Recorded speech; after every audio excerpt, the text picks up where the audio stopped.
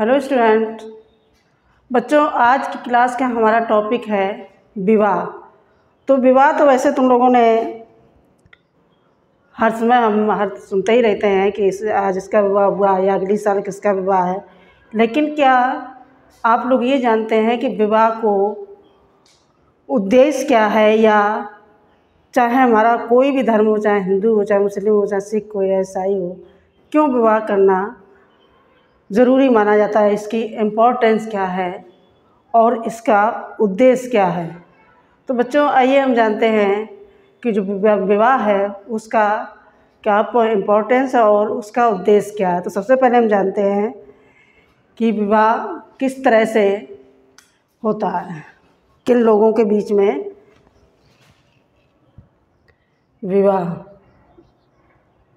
विवाह का मतलब है बच्चों दो विपरीत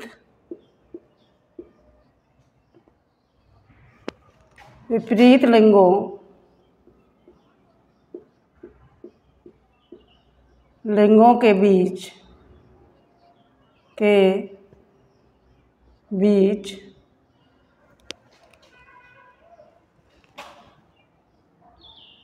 शारीरिक संबंध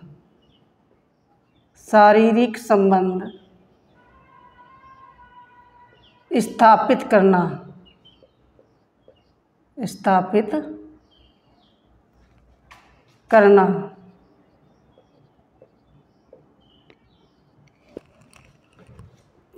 परंतु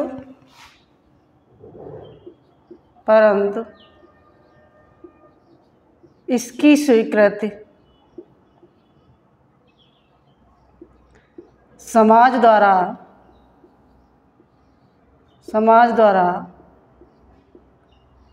प्राप्त होनी चाहिए।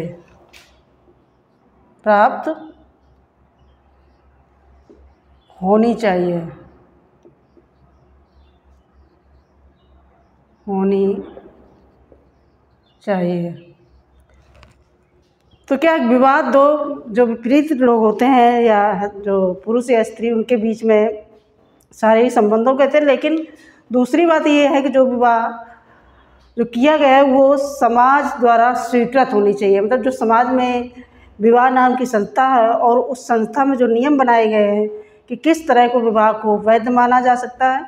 और वैध होना इसलिए ज़रूरी क्या है कि यदि विवाह वैध नहीं होगा तो उनसे उत्पन्न जो संतानें हैं वो वैध संतान नहीं कहलाएंगी और उनको आगे चल के पैतृक संपत्ति में हो सकता शेयर भी ना प्राप्त हो। और दूसरा, हमारी जो विवाह संस्था है तो इसी के ऊपर पूरे समाज का ताना बाना है। अगर विवाह ही वैध नहीं होगा तो परिवार में जो बच्चे होंगे वो संस्कारित कैसे होंगे।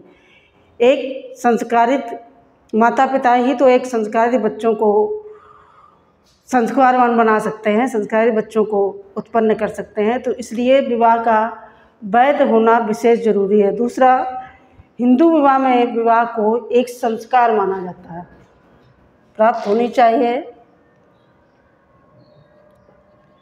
हिंदू धर्म में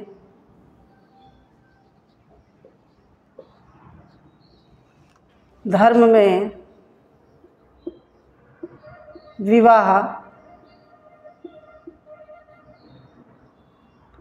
एक संस्कार है। क्या है? एक संस्कार। क्योंकि हिंदुओं में जो होते हैं वो 16 संस्कार हैं। मतलब जब से बच्चा दुनिया में नहीं आता है उससे पहले संस्कार शुरू हो जाते हैं और लास्ट तक जब वो इस दुनिया से जाता है उसके बाद में भी एक संस्कार होता है जिसको हम 13वीं संस्कार कहते हैं। तो ये जो हमारा विवाह है ये 16 संस्कार के अंतर्गत ही हमारा विवाह आता है। तो जब संस्कार मान लिया गया तो हिंदुओं में ये विवाह एक 7 जन्मों का बंधन माना जाता है। संस्कार माना जाता है और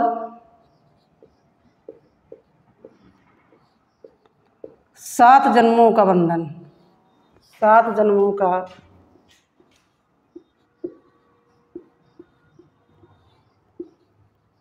का बंधन मानते हैं।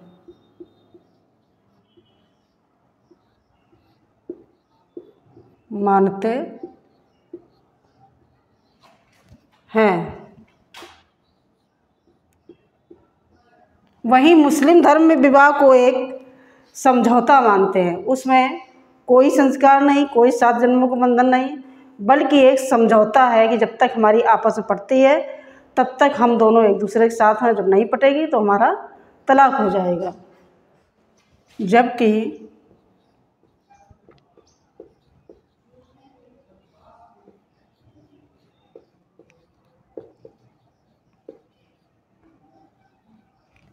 मुस्लिम में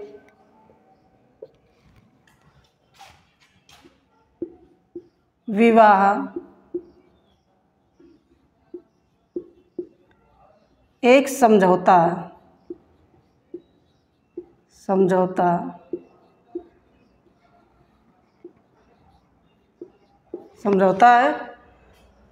तो इस तरह से बच्चों अलग अलग धर्मों के अनुसार जो विवाह की परिभाषा या जो मान्यता है वो अलग अलग है। अब हम आते हैं विवाह की विशेषताएं क्या क्या हैं। जो नेक्स्ट पॉइंट है वो है विवाह की विशेषताएं।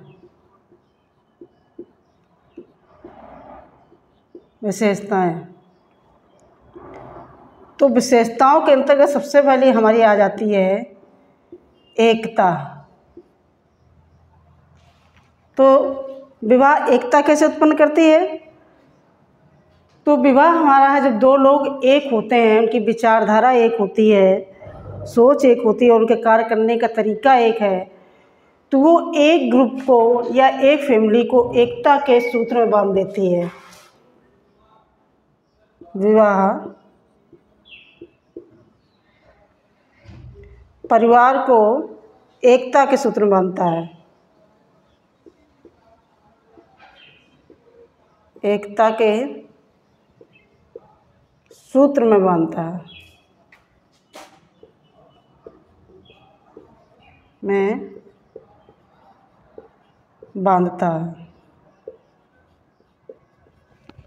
अब जो नेक्स्ट पॉइंट है वो है व्यक्तित्व का विकास। व्यक्तित्व का विकास।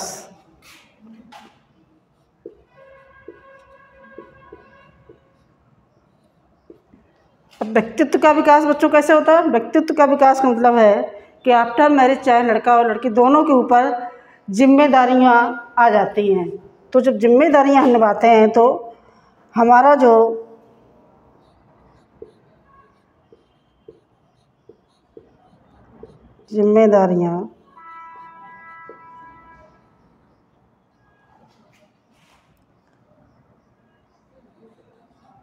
जिम्मेदारियों के द्वारा हमारी समझ बढ़ती है।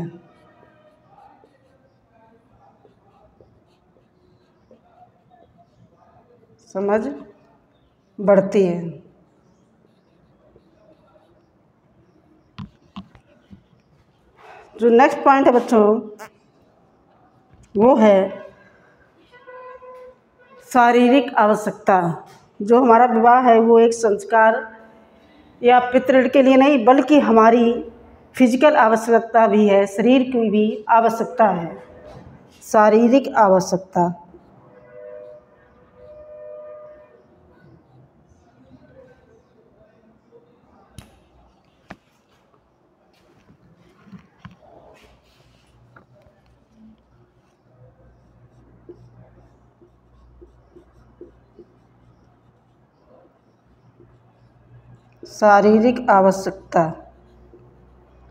तो बच्चों जिस तरह से हमें भोजन की आवश्यकता है,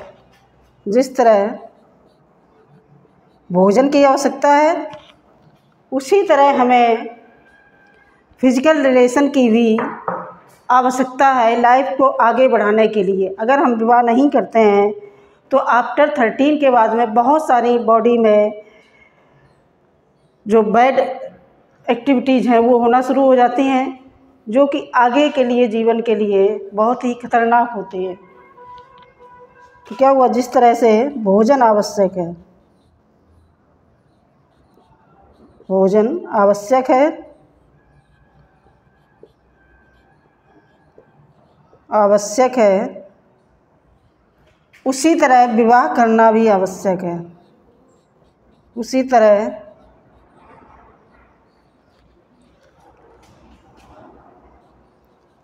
विवाह भी आवश्यक है।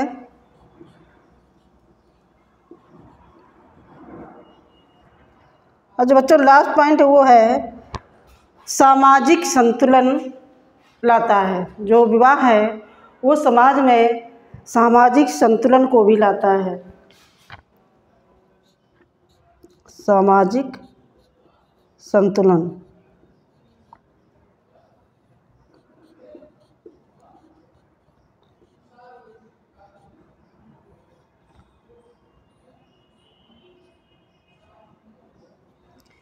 तो सामाजिक संतुलन कैसे लाता है? सामाजिक संतुलन का मतलब ये है कि जब विवाह संस्था बन गई तो उसमें एक पुरुष और एक महिला का ये संबंध होगा। अगर ये संस्था नहीं बनी होती तो पता चलता कोई पुरुष को दो महिलाओं से किसी संबंध है या किसी महिला के दो पुरुषों से संबंध है। तो जब एक के साथ एक रहेगा तभी तो हमारा समाज में संतुलन होगा। अगर एक के साथ में दो या किसी एक की मैरिज ही नहीं हुई तो क्या जो एक के साथ में दो हैं तो वो जिसकी मैरिज नहीं हुई है तो वो उसी वजह से नहीं हुई क्योंकि वो संतुलन बिगड़ गया। तो इस तरह से बच्चों ये विवाह का टॉपिक आज यहीं तक। नेक्स्ट वीडियो में नेक्स्ट टॉपिक के बारे में बताऊंगी। थैंक यू बच्चों।